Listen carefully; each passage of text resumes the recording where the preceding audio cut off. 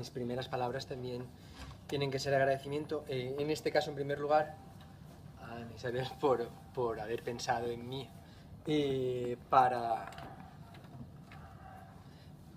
más que para discutir, para complementar el tema, que efectivamente es muy sugestivo, porque es sugestivo todo lo que tiene que ver con las cuestiones procesales, especialmente vinculadas con ADRs, pero en general cuestiones procesales que no están, a mi juicio, suficientemente resueltas, y obviamente también a la dirección de estas jornadas que ya están muy consolidadas, pues como son los profesores Boix, Domenech y Olavarría. Bien,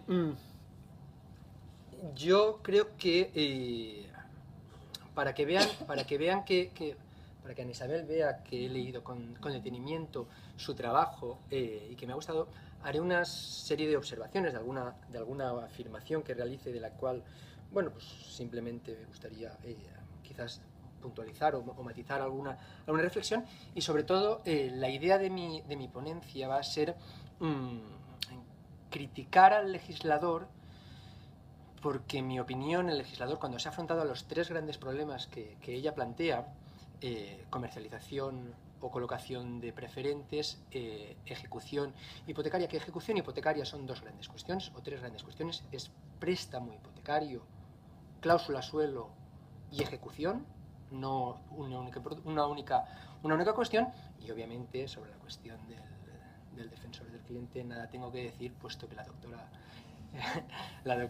el tema le permitió adquirir la condición de doctora, así es que nada. Por tanto, lo que voy a realizar, nada tengo que criticar de lo que indica. Bien, desde mi punto de vista, haya alguna afirmación que no estoy de todo de acuerdo en la fase de la introducción. Yo no estoy del todo de acuerdo con que las acciones colectivas o de intereses difusos en el ordenamiento jurídico español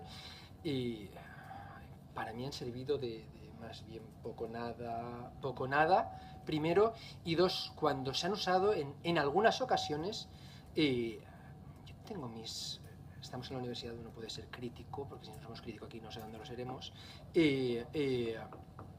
han sido mal utilizadas, porque yo me pongo en el papel del decano de los jueces, al que le presenta una demanda colectiva de intereses difusos, una única demanda, donde se le plantean 60, 70 o 100 valoraciones del error como vicio del consentimiento o de la reparación de daños. Obviamente esto, desde su origen en derecho romano, esto solo puede tener solución individual.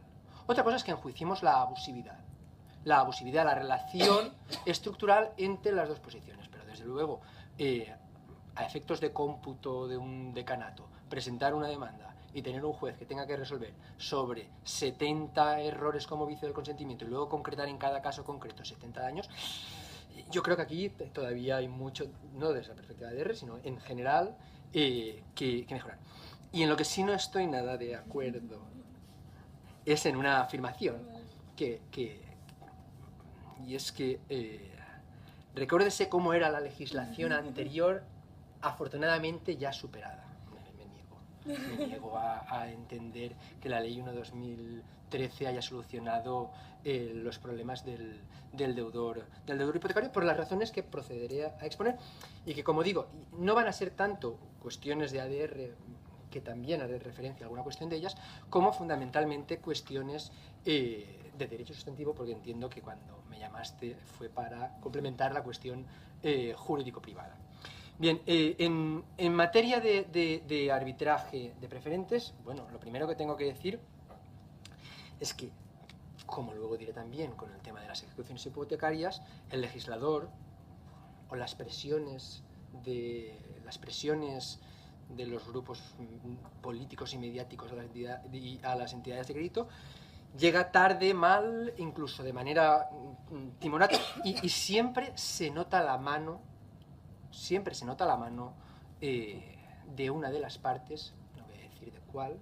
La asimetría de mercado nos lleva a todos a no necesitar, si es blanco y en botella, pues probablemente será leche. Entonces, ¿quién está detrás? Bien, lo primero que digo del arbitraje es que nos lo han vendido como un producto unitario. Y el arbitraje de preferentes, llamado de Bankia, de arbitraje tiene la parte final. Y nos lo han colocado como un producto. Con los debidos respetos, en mi opinión, esto no es en propiedad un arbitraje, sino, fíjese, una prestación de servicios de KPMG a Bankia. Hablo únicamente del caso Bankia porque es el que más cerca tenemos, pero obviamente es extrapolable a Caixa Cataluña y a Nova Caixa, por el cual lo que le está realizando es una filtración de los casos litigiosos. Una filtración de casos litigiosos con un importante ahorro de costes para la entidad de crédito. No es casual que sea 2013. Las entidades de crédito tenían sobre la mesa las sentencias dictadas con carácter previo donde estaban diciendo que efectivamente íbamos a perder todo lo que nos iban a demandar. Obviamente, entonces, en ese panorama, cualquier asesor jurídico que ve que la tendencia va a ser que vamos a perder más del no sé cuánto %, pensemos qué hacemos. Pensemos con costas, obviamente el tema costas está presente en la decisión. Pensemos qué hacemos. Como datos, antes de bajar he acudido a la página web de Bankia, 182.951 solicitudes recibidas. Informe favorable, 137.000 y pico, 45.000 desfavorable. Un 33% desfavorable. Aquel que haya podido tener algún tipo de experiencia en algún caso de estos, si obviamente no es un caso de preferentes, el prototipo, el famoso caso de la señora con Alzheimer, el famoso caso de la señora que apenas sabía escribir o leer, que firmaba con una X, donde era de manual, que había un vicio del consentimiento. Casos más complejos, casos de empresarios que en unidad de acto firmaban a título propio y a título de las sociedades que representaban. Porque un señor en un momento puede firmar por cuantas sociedades represente y a título particular. Y la operación se realiza en unidad de acto. Obviamente no llegó a la fase de arbitraje. Efectivamente, el arbitraje Bankia recoge una fase de arbitraje, pero es la fase, una vez ya te hemos hecho, recibes una cartita en casa donde dice: estimamos que usted no es apto. Sin decirte nada más, ni por qué, ni nada. Aquellos que hayan tenido ocasión de estar en una institución arbitral, he tenido la suerte de pertenecer a la Junta Arbitral de Consumo varios años de mi vida, sabe que al final acaba, como en toda institución, acaba protocolizándose la toma de ciertas decisiones, como en toda institución. Por tanto, si faltaba alguno de los requisitos, la respuesta es no. ¿Qué hace Bankia o cualquier otra entidad de crédito de las afectadas cuando presentas la demanda por vicio del consentimiento? En su primer punto, lo primero que dicen es: oiga, juez, que es que, ¿se acuerda usted de KPMG? Que pasó por allí y le dijeron que no. Tómelo en consideración, que esto es muy relevante. Oiga, yo no sé, desde la perspectiva del arbitraje, las cuestiones de mantenimiento, lo que dicen todos los manuales en las primeras páginas. El arbitraje debe de ser secreto. Que Bankia no esté sacando como el informe desfavorable, yo creo que dice más bien poco de una conducta elegante por parte de las entidades de... Que poco elegante. Bueno, en materia sí. Pero fíjense, lejos de lo que pueda parecer, estamos todavía en un tema abierto, y muy abierto. De hecho, pues 3 meses, 28 de enero de 2015, una cuestión de ADR y cuestión sustantiva.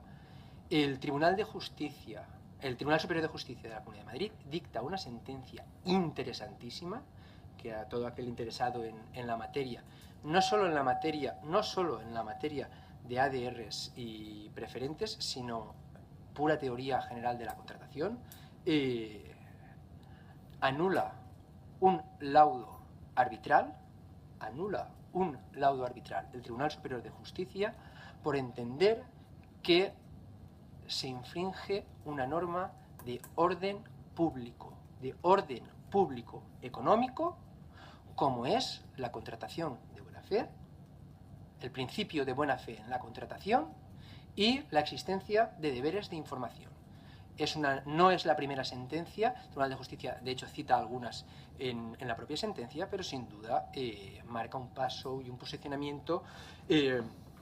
Tiene algunas partes que no dejan de ser discutibles, tiene algunas partes que no dejan de ser discutibles.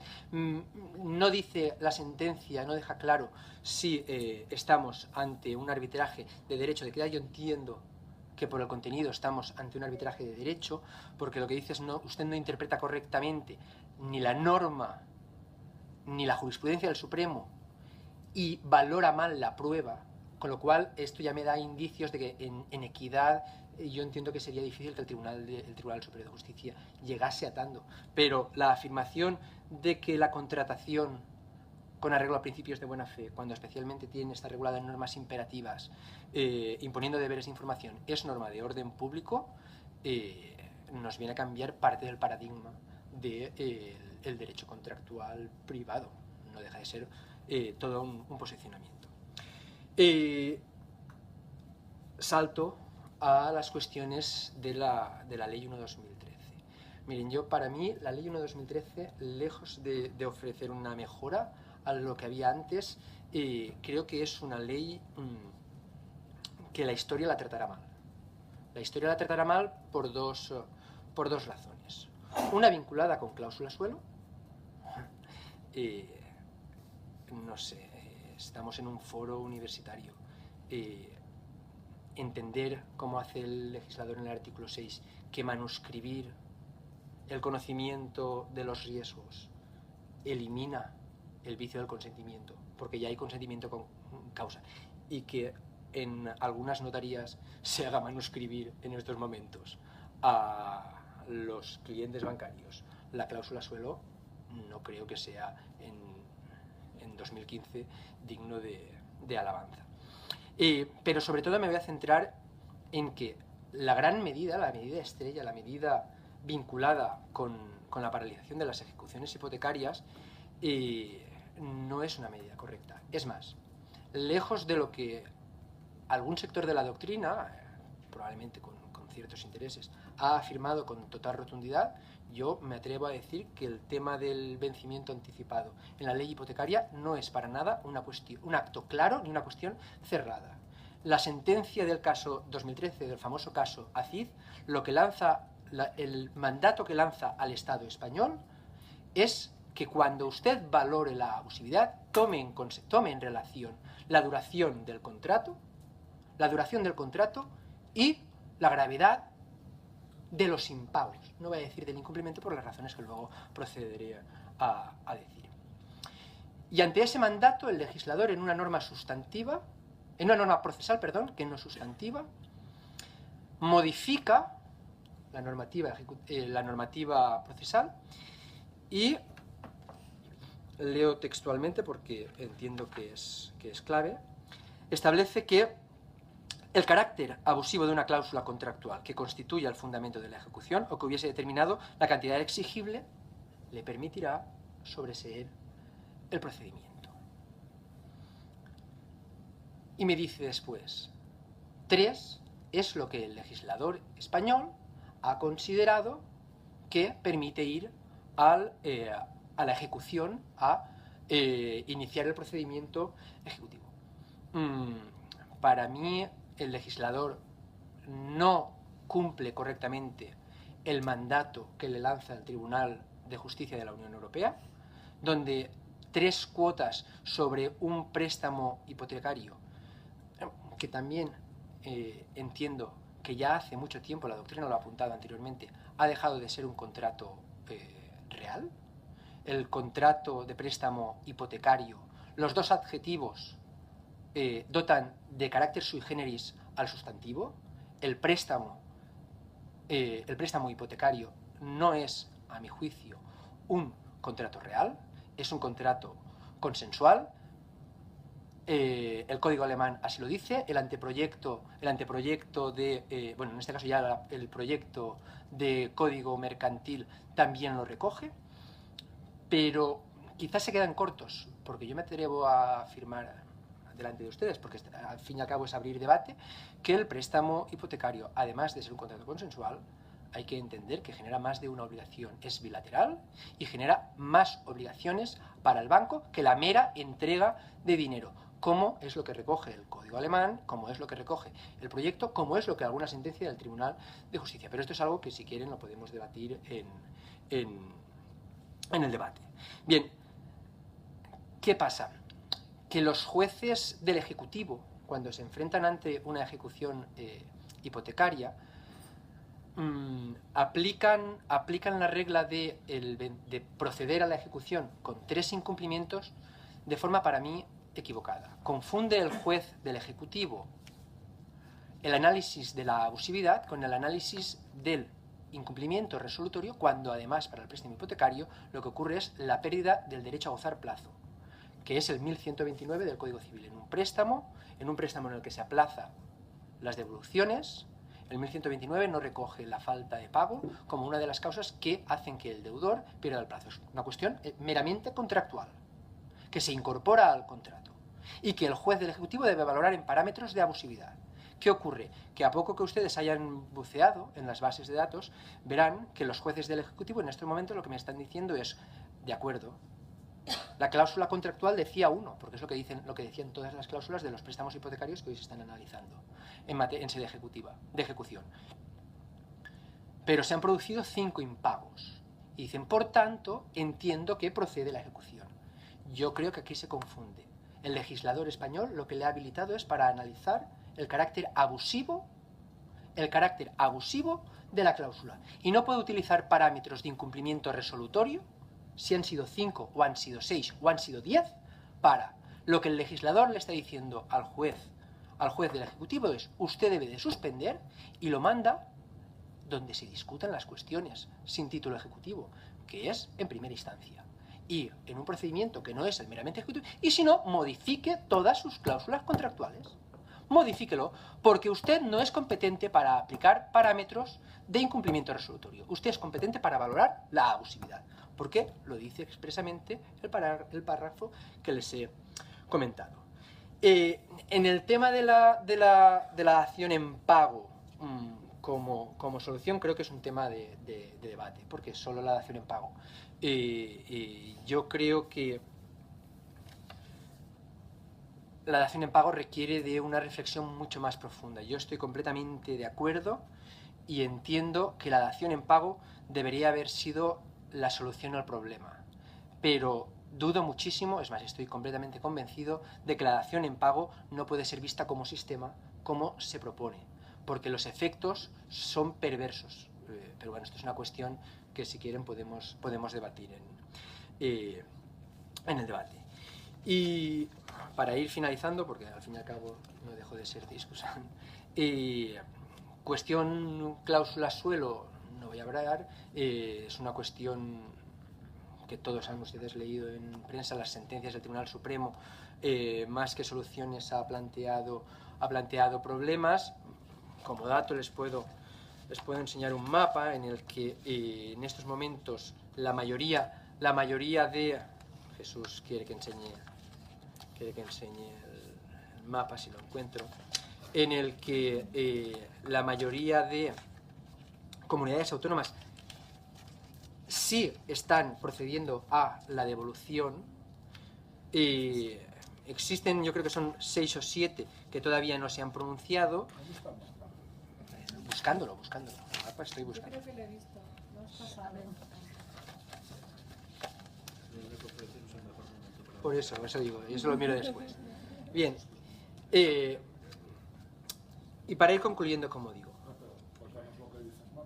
insisto, que la mayoría de comunidades autónomas se han pronunciado a favor de la devolución, porque saben ustedes que la sentencia de 2013 del Tribunal Supremo dejó en interrogante si procedía o no procedía la devolución del dinero cobrado. La mayoría se ha pronunciado a favor. Hay algunas que se han pronunciado en contra, y luego, como decía, creo que hay 6 o 7 que todavía no se han pronunciado. Para aquellos que los tengamos, Valencia ha dicho sí. Y como decía, para concluir, me gustaría hacer dos dos reflexiones. Una que tiene que ver con el derecho del consumo, que para mí es el claro perdedor o fracasado de toda esta problemática. Desde que Kennedy en el 62 diese su famoso discurso y todos los que hemos explicado en alguna ocasión derecho al consumo hemos utilizado la idea de todos somos consumidores, sin duda hemos tenido un avance grandísimo en lo que es la protección del consumidor. Pero cuando han surgido los grandes problemas sociales, estructurales, para la sociedad, el derecho del consumo ha tenido poco o nada que decir. Y hemos acudido a instituciones que ya teníamos en el derecho romano. Yo creo que como todos, como juristas, necesitamos replantearnos o reformularnos el derecho del consumo. Porque si cuando se produce una serie de conflictos que afectan a la sociedad y el derecho al consumo, especialmente a consumidores débiles, a los deudores hipotecarios que eran consumidores débiles, el derecho al consumo les ha dado nada. Las soluciones han venido de instituciones de derecho romano. Error como vicio consentimiento, nulidades. Algo